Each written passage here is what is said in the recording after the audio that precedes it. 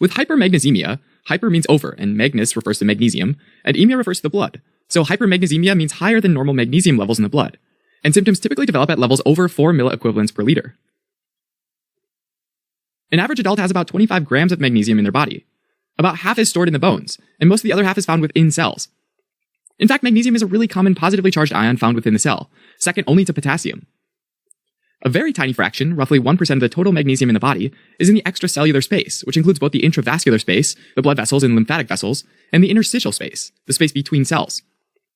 About 20% of the magnesium in the extracellular space, which would be about 0.2% of total magnesium, is bound in negatively charged proteins like albumin, but the other 80% or 0.8% of total magnesium can be filtered into the kidneys. So inside the kidney, that magnesium gets filtered into the nephron, and about 30% gets reabsorbed at the proximal convoluted tubule, 60% gets reabsorbed in the ascending loop of Henle, and 5% gets reabsorbed at the distal convoluted tubule. And that leaves only about 5% to get excreted in the urine. So in order for there to be too much magnesium in the blood, this normal balance has to be disturbed. The most common reason is when those nephrons in the kidneys can't excrete magnesium properly, and so it starts to build up in the blood. And this can happen in renal failure, when the kidneys typically aren't able to excrete anything properly. Another cause of hypermagnesemia is ingesting more magnesium than the kidneys can excrete. Sometimes this can be due to an intravenous infusion of magnesium that isn't prepared right.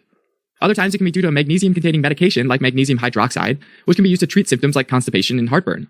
If these medications are taken in excess over a long period of time, it can lead to hypermagnesemia. There are also some less common causes of hypermagnesemia. One of these is tumor lysis syndrome, which results from a large number of cancer cells dying at the same time, releasing their contents at the same time, which includes magnesium. Now, hypermagnesemia can cause some serious complications. At the neuromuscular junction, there are voltage-gated calcium channels on presynaptic neurons, which need to open and let calcium in to cause the neuron to release neurotransmitter and ultimately cause muscle contraction.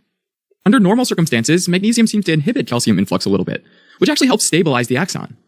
But with too much magnesium floating around, it tends to inhibit calcium influx even more, which interferes with neurotransmitter release and ultimately slows muscle contraction.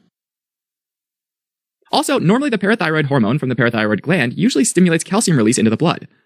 High levels of magnesium in the blood, though, seems to inhibit release of parathyroid hormone, which causes calcium levels to fall, leading to hypocalcemia, low calcium in the blood. Typically, the resulting hypocalcemia is transient and asymptomatic.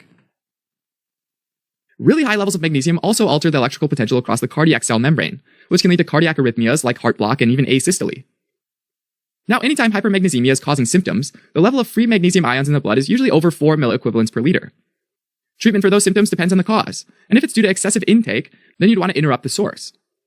Because of the interaction with calcium, some of the symptoms of hypermagnesemia can be countered by injecting calcium, usually in the form of calcium gluconate, which acts as a physiological antagonist.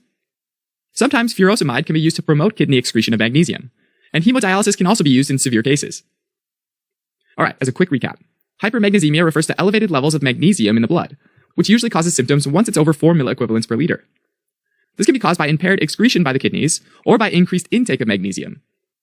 The high levels of magnesium antagonizes calcium and can lead to a neuromuscular blockade, which causes symptoms like vasodilation, muscle weakness, and even cardiac arrhythmias.